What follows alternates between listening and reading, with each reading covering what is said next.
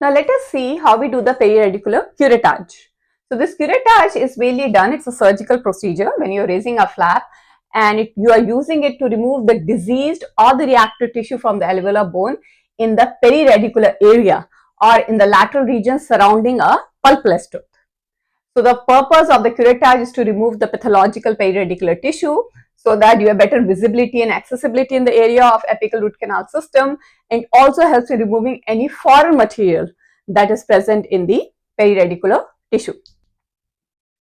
So what we are doing in periradicular curettage, we are using a largest bone curette available, which is consistent with the size of the lesion, and you place that curette between the soft tissue mass and the lateral wall of the bony crypt, with the concave surface of the curette facing the bone. You can see here the picture.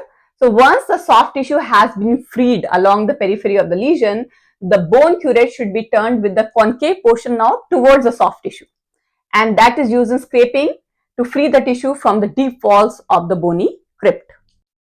Now when we talk about the root end resection, it is used for eliminating any anatomic variation, if you have any ledges, any canal obstruction in the apical 1/3, resorptive defect, any perforation in apical 1/3, or any separated instruments that you have. So it also helps in gaining the accessibility to the pathological tissue that is trapped with the lingual surface of root.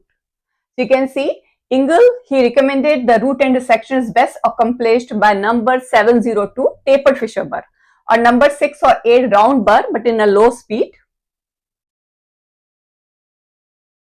You can also use laser for endodontic surgery, which helps in preparing your resected root end surface to receive a proper root end filling. It also helps in sealing the dentinal tubule and eliminate all the bacterial growth from the area. The use of laser for root end resection, advantages is that there is any absence of discomfort and vibrations that can arise from the surgical burrs, less chance for contamination of the surgical site, and reduced risk of trauma. Now you can see the picture here, the extent of apical resection, 1 millimeter you can see, or you can go up to 2 millimeter or 3 millimeter. In most of the cases, the root end is being resected or removed.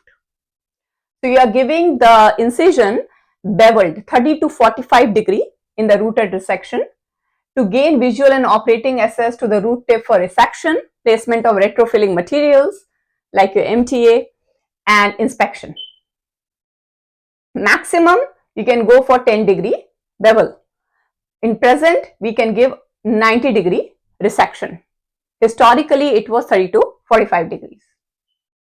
So having this flat cut of 90 degree, it will expose fewer dentinal tubule and prevent access leakage and contamination. Then you prepare the root end to receive a root end filling. It must be placed parallel to the long axis of the root, and you are using the ultrasonic tip or small round inverted cone burr. So your apical 3 mm of the root canal is cleaned and shaped, what is remaining after root end resection. The tension form is created. So you can see traditional root end cavity preparation by using a miniature contra-angle or straight hand handpiece, small round inverted cone burr. You're making a class 1 cavity along the long axis of the root within the confines of the root canal. If you can see the picture here, 2 to 3 mm depth of the preparation. Now disadvantage is that chances of apical perforation due to alignment of the burr, if you don't keep the burr aligned to the long axis, there is chances you can perforate the area. So the root end sealing materials that you are using for sealing the apex so that no bacteria or bacterial byproducts can re-enter into the canal. So these are some of the root end filling materials we have, like using GP, amalgam, cavit, IRM, MTA, super EBA, resins, composite, carboxylate cements, GICs. Okay, so now we come to the last topic here, that is corrective surgeries in endodontic. So corrective surgery is involving the correction of the defects in the body of the root other than the root apex. So this corrective surgery may include your hemisection, root amputation, intentional reimplantation. So this is the root amputation, when you are just extracting the root which is involved in some defect that you cannot repair, like resorption is there, or vertical root fracture is there in that root.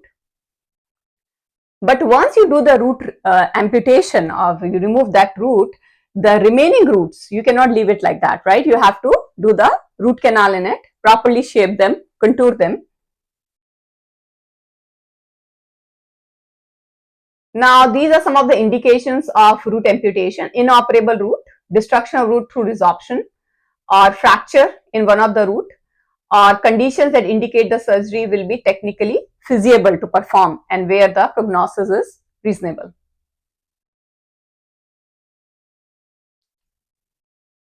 Now, when we talk about hemisection, what we are doing, we are dividing the tooth into two halves and we are removing one of the half. That is hemisection. So, the indications for hemisection remains the same like root amputation. When you have some unoperable defect in one half of the tooth, then you have to go for hemisection. Hemisection is most successful in mandibular molars, where you can uniformly and symmetrically divide the tooth into two halves, like one half with the mesial root, one half with the distal root. Again, once you have done the hemisection, you cannot leave one half just like that, right? You have to properly contour it, do the root canal and crown it. So you can treat that half like a premolar for you. Now, the bicuspidization or bicuspidization is basically, so what is bicuspidization means? You are making two premolars out of one molar, like in mandibular molar. I told you can symmetrically divide it into one half mesial, one half with the distal root. However, bicuspidization is different from hemisection, because in hemisection you were extracting one half of the tooth, remaining half was there. However, in bicuspidization you are not removing any half, both the halves are being retained. But then while you are doing bicuspidization, you are doing it so that you have better accessibility, better visibility in the furcation area. Like in case of class 3 or class 4 furcation defects, you have resorptive area, so that you can treat the area. You can see some pictures of bicuspidization here. See, you're cutting the tooth into two halves, the molar into two halves, and then you are creating like two premolars out of it. Of course, you have to do RCT, the root canal, and then you have to crown and cap them. So the last one we have is intentional reimplantation. So as the name itself is suggesting, intentionally you are extracting the tooth and then doing the procedure outside and putting it back into the socket. So this is some of the last resort.